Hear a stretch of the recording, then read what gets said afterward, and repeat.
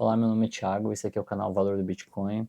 Eu vou falar um pouquinho sobre Bitcoin versus o resto, porque Bitcoin é muito melhor do que todo o resto do mercado combinado. Então, eu vou começar com um pouquinho de história aqui, né? A gente começou lá atrás com altcoins.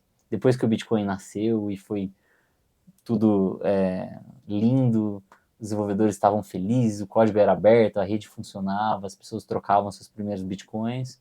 A galera começou a ver que isso funcionava e daí nasceram as altcoins. As altcoins são moedas alternativas, como o nome já diz, que têm funcionalidades alternativas. Então, a primeira funcionalidade mais óbvia era, bom, o Bitcoin ele é muito lento, ele demora 10 minutos cada bloco. Ah, vamos fazer uma moeda que demora menos tempo para cada bloco. Vamos fazer uma moeda que tem o bloco maior e suporta mais transações. Vamos fazer uma moeda que tenha mais privacidade. Tanto faz. Ali nasceram as primeiras altcoins. Dessas altcoins, acho que a mais famosa que eu posso citar ali por volta de 2015 foi o Ethereum. E o Ethereum, ele nasceu com uma ideia de, bom, vamos fazer uma linguagem de programação dentro da moeda. Então, você pode não só enviar a moeda um para o outro, mas você pode executar um contrato inteligente e executar funções. Um exemplo comum e banal que eu gosto de dar é, imagina que você paga para um contrato, esse contrato, sei lá, é o contrato a venda de disco de uma banda. E assim que cai o dinheiro lá, ele sabe que ele tem que distribuir o dinheiro entre os integrantes dessa banda e o manager e alguém de marketing e a equipe. Então você pode programar um contrato, todo mundo pode ir lá e ler e validar que esse contrato é válido, e você pode executar, toda vez que cair um dinheiro lá, executar esse dinheiro e dividir ele segundo o equity de cada pessoa dessa banda. Então, o Ethereum ele é um projeto muito bem sucedido. Eu diria que ele é a altcoin mais bem sucedida. E ele possibilitou a criação de smart contracts. Então, eu vou falar um pouquinho de como foi aí o futuro, né? Depois das altcoins, do sucesso do Ethereum, aí você tinha os ICOs. Os ICOs, eles eram uma forma de captar dinheiro. Então, eu fazia um smart contract da minha empresa e vendia ações dessa minha empresa, sempre com um projeto por trás. Então, eu falava, bom, eu tenho aqui o projeto de fazer, sei lá, uma plataforma igual o Google ou igual um banco, whatever, fazer um cartão de crédito, eu quero captar dinheiro para isso. Aí, ao invés de eu ir para o mercado da maneira tradicional, regulada, eu simplesmente emitia um token e falava, pessoas, comprem esse token, porque no futuro ele vai valer. Eu estou fazendo um projeto grandioso aqui e é óbvio que ele vai valer. Obviamente não foi bem assim, né? A gente teve muitos golpes. Aí eu estou falando do período ali de 2016 até 2018. Você teve o boom dos ICOs, então muitos golpes, assim, infinitos golpes, muito problema, mas a ideia do ICO era uma ideia legal, captação de dinheiro, né? Igual tem o IPO, o ICO é de Initial Coin Offer. Diferente do IPO, que é Initial. Eu esqueci o que é o IPO agora. Enfim. Bom. É, depois, eu, depois do sucesso, né, e do próprio fracasso dos ICOs, porque as pessoas começaram a ver que a maioria dos projetos eram fumaça, então todos os projetos tendem a zero, eles eram projetos muito, muito ruins. Aí você começou a ter uma outra febre que foi a dos NFTs. Então, a febre dos NFTs basicamente foi a febre da tokenização. Então, igual você fazia um ICO para vender shares da sua empresa, em algum momento começaram a criar tokens também com a rede Ethereum, mas esses tokens eles eram não fungíveis. Então, um token era diferente de um outro token, coisa que não acontece no Bitcoin. O Bitcoin ele é fungível. Uma moeda é igual a outra moeda.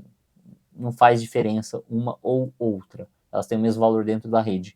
No token não fungível, como o nome bem diz, ele é não fungível. Ele não se conecta com outro token da rede. Então, não é que ele não se conecta, ele é diferente. Então as pessoas começaram a usar isso para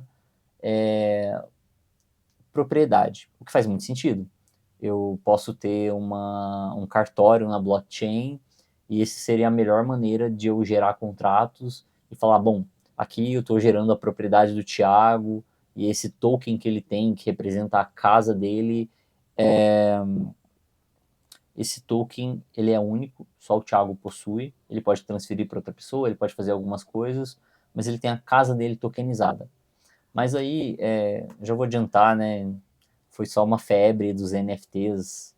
Enquanto tinham vários projetos legais e projetos sérios acontecendo, a gente teve também vários projetos que não levavam a nada, vários projetos ridículos.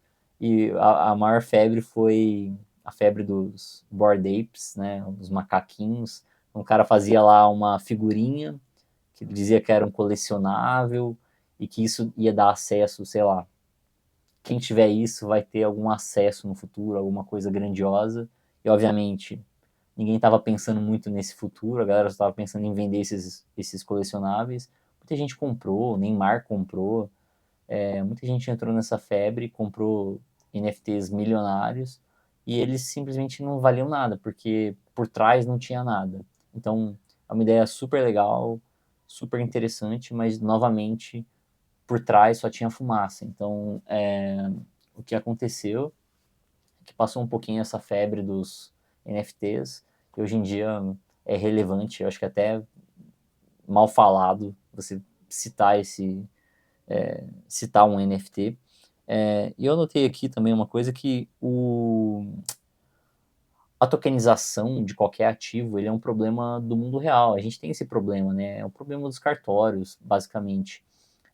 E ele não é um problema técnico, não é um problema que o blockchain vem e resolve isso de uma maneira A ou B. Tipo, ele é muito simples de ser resolvido tecnicamente. O problema é que para isso funcionar, você precisa ter a sociedade apoiando, você precisa ter o governo apoiando, você precisa ter outras entidades, além do uso, né, das pessoas usando, você precisa ter governos endossando isso. Por exemplo, se eu falar, bom, eu vou te vender meu carro e a gente vai registrar isso na blockchain. Tecnicamente é possível, tem empresas que fazem isso já profissionalmente, mas se você não me pagar, eu posso ir na justiça e mostrar minha prova lá, ó, tá aqui na blockchain, e eu consigo fazer alguma coisa com isso? Ou seja, a justiça reconhece essas soluções de blockchain para a tokenização de ativos? A resposta é que muitas vezes não. Então, ainda é uma coisa muito inicial e, ao, no meu ponto de vista, assim, a justiça ela é lenta de propósito porque o Estado não quer dar esse poder para as pessoas e para as empresas. Ele tem um monopólio das leis, o monopólio da burocracia, de ter a burocracia, burocracia é boa para o Estado. Então, muitas vezes essas coisas elas não são resolvidas tecnologicamente porque o Estado simplesmente não endossa essas soluções. Enfim, divago. E daí, depois dos NFTs, passou ali uma febre, a galera deu uma acalmada no coração. Aí chegou as meme coins, que é basicamente, porra, lá na época dos ICOs, na época das altcoins, eu tinha que criar um projeto, mostrar um plano, contratar gente, falar que eu tinha um time de 100 desenvolvedores, quando eu tinha um time lá com um cara, júnior. E isso dava muito trabalho, né? Depois, na época dos NFTs também, tinha um trabalho de marketing muito maior do que o trabalho técnico, porque criar um NFT era uma coisa trivial. E daí a gente foi para as meme coins, né? Então, as meme coins, cara, como o nome mesmo diz, meme é só uma narrativa ali e são moedas que não valem nada. Então, basicamente, eu crio uma moeda que não vale nada. E eu falo, comprem, por quê? Porque sim, tem um meme aqui, tem alguma coisa por trás, uma pessoa muito influente endossou isso aqui. O caso mais clássico, né? Tinha uma moeda um meme coin chamado Dogecoin, cara, não valia nada, não tinha funcionalidade. Era o código copiado do Bitcoin com algumas pequenas modificações. Então, nunca teve valor de verdade. E um dia o Elon Musk, não sei porquê, começou a endossar essa moeda, começou a postar e falou que tinha comprado e tal. E o resultado foi que essa moeda foi super transacionada, com volumes altos, o que é impressionante, porque ela não resolve nenhum problema do mundo real, basicamente nada que o Bitcoin já não tenha resolvido, então ela não serve para muita coisa, mas nessa cultura nossa de atenção, nessa cultura, nesse momento que a gente vive de sociedade, a galera começa a comprar isso. Os exemplos mais recentes que são péssimos são a Trump Coin, a Trump Coin, né? O presidente lançou uma moeda, teve aquele gráfico, né? Ele sobe muito rápido e cai muito rápido também, porque os detentores dessa moeda começam a vender. Então, quem está comprando para entrar no lucro está só provendo liquidez para esses caras que começam a vender, e os caras que criaram a moeda pegam todo o lucro dessa operação, né? Então é só um golpe e com uma narrativa por trás. Então, no caso lá da Trump Coin, ele nem citou nenhum projeto, nem nada. Teve lá o caso do Milei na Argentina, que um cara próximo dele convenceu ele a fazer uma propaganda de uma moeda e era só um rug pull também, a mesma coisa, né? Ah, promove a moeda, quando a galera entrar comprando, a gente está vendendo do nosso lado e é só manipulação do mercado. E aí entra um ponto também que essas moedas, essas meme coins, elas não resolvem nenhum problema do mundo real, assim, elas são só moedinhas, cara, quase que um vale alguma coisa que a gente tivesse aqui na nossa economia real, e elas valem alguma coisa, sim. Você pode argumentar que, eu posso fazer vezes 10, eu posso fazer vezes X valor, é, mas eu vou argumentar aqui que mesmo que você conseguir fazer dinheiro com meme coin, se tiver o timing, comprar na hora certa, vender na hora certa, você está sendo desonesto. E isso eu diria que é antiético, porque você sabe que você está fazendo uma coisa, você está comprando um ativo que ele não tem valor. Quando você compra Bitcoin ou Ethereum, alguns projetos mais sérios, né? Mas vamos falar só de Bitcoin aqui, tá? Sem falar de altcoin nem nada. Bitcoin, ele tem valor, ele serve para alguma coisa. Se você segurar ele, ele serve. Igual o ouro. Dá para comparar com o ouro. Então, mesmo que eu comprei um ouro a R$ 300 e agora ele desvalorizou e ele vale só R$ 200, ele continua valendo, ele tem um valor para a sociedade. As pessoas usam ouro como reserva de valor. Então, é diferente de uma moeda meme coin que não serve para absolutamente nada.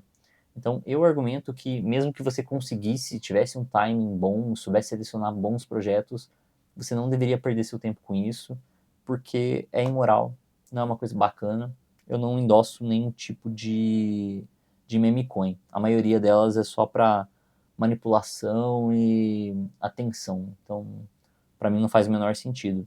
Bom, eu já falei um pouquinho aqui de por que, que o Ethereum é diferente, né? Porque o Ethereum tem uma tecnologia bem interessante por baixo dos panos e ele permite outras coisas serem feitas. Eu já vou falar aqui no futuro, todas essas coisas vão poder ser feitas no Bitcoin também, e o Ethereum vai perder muito mercado, e ele já perdeu o mercado para outras altcoins, mas ele é um projeto sério, tá? Com sérios problemas também, que eu não quero entrar aqui agora. Mas eu vou falar de um projeto único que é muito legal. Ele não é o único, mas é o único que eu vou citar aqui nesse vídeo para ser mais curto. Mas o projeto de Lightning Network, ele é um projeto sério que resolve um problema real. Ele resolve o problema de escalabilidade do Bitcoin. Então, o Bitcoin ele tem transações a cada 10 minutos e ele é projetado para ser lento e para que essas transações sejam caras, porque você está pagando os mineradores com taxas e recompensas. Então, você quer manter a rede saudável e segura através desse sistema de recompensas.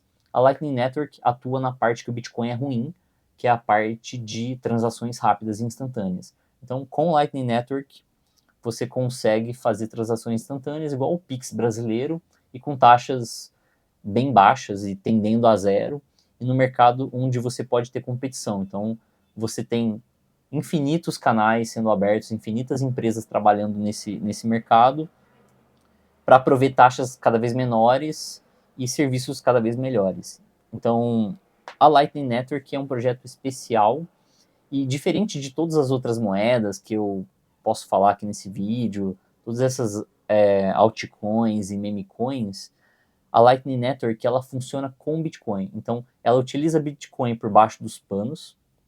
A gente fala que Bitcoin a gente fala que a Lightning Network é uma camada de Layer 2, né? Ela é uma segunda camada do Bitcoin.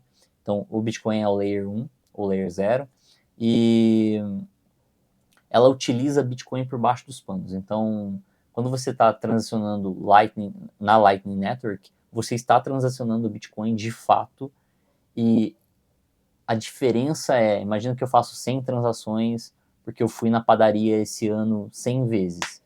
Eu vou fazer só uma transação na hora que eu chegar na padaria pela primeira vez e vou abrir um canal com essa padaria. Eu vou lá 100 vezes durante o ano e a qualquer momento eu posso fechar esse canal com essa padaria, daí eu propago essa transação para a rede e daí sim eu pago a taxa dessa transação. Então eu tenho uma transação de abertura, depois uma transação de fechamento de canal, mas eu posso fazer infinitas transações nesse meio tempo.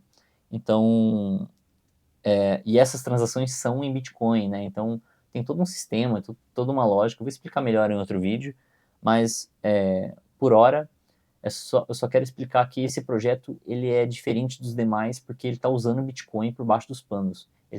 Ele é um projeto sério. Ele não tem tokens, ele não tem nenhuma narrativa para fazer um rug pull, que é uma puxada de tapete, né? Para pegar a liquidez do mercado e alguém pôr dinheiro no bolso. Ele não é isso, né? Ele funciona com incentivos, né? Tudo funciona com dinheiro e incentivos, mas os incentivos certos. Então, quem provê os canais, quem abre conexões com as empresas e quem são os nós mais rápidos, essas pessoas elas vão ganhar com taxas. Pronto.